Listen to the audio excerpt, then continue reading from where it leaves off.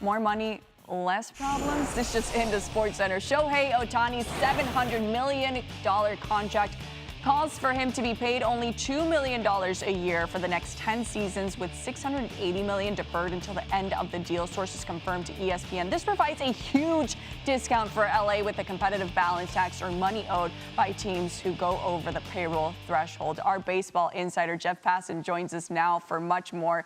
Boy, was I following you on Twitter, just trying to follow everything with this contract, and it's unlike anything we've seen before. Jeff, what's been the reaction around baseball?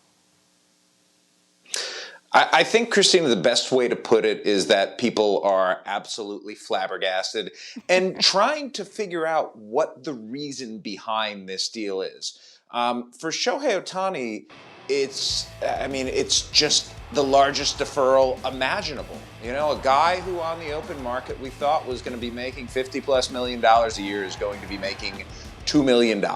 And granted, he makes a lot of money off the field, which allowed him to pursue, and that's an important point here, pursue a contract like this. We have to understand, players are not just going to sign something because teams put it in front of them. This is a dream contract for the Dodgers, an absolute dream contract. It's $700 on paper. Ohtani will get $700 million when it's all said and done.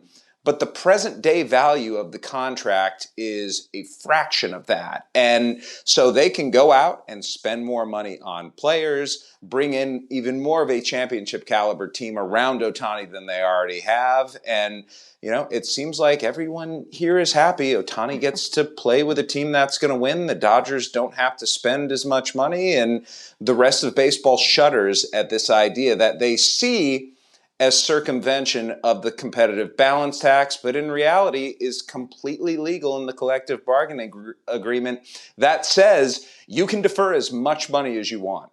Yeah, so they're by the book, and either way, the savings for the Dodgers are massive. What a great way to start the relationship. But what does this mean for the team in the short term?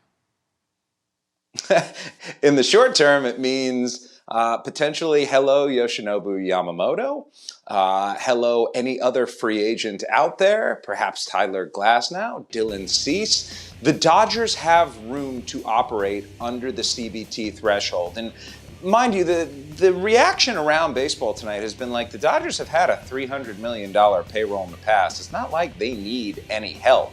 But this is going to allow them at least $25 million extra compared to what his salary normally would be. Typically, the way that the competitive balance tax works, Christina, is that it's the average annual value of the contract. 10 years, $700 million. It should be $70 million a year. But because deferred money is discounted under the CBT, it's going to wind up closer to $46 million, which is going to keep the Dodgers under for now and allow them to go out and spread their money to whoever they want. Yeah, I'm still scratching my head with this money. You describe it as flabbergasted, and it's true because it's a $700 million contract across 10 years with a never before seen. And I'm just going to come in and say this right now because I think it's important. There are people in baseball who are saying this is the team friendliest contract of all time. Now, it's a weird thing to say that somebody is getting $700 million in the end, but it could be team friendly. But when you defer the money for that long, that is the consequence of that. Yeah, absolutely. And at the end, it takes two to tango, and Shohei Ohtani is putting his dancing shoes on. Jeff Passan with the latest here on SportsCenter. Thank you. With Ohtani deferring, as we said, $680 million of his $700 million contract, he joins some other notable players who have deferred money in some of their contracts. Some of those notable names include Max Scherzer, Manny Ramirez, and Freddie Freeman. I would love to see Shohei dance.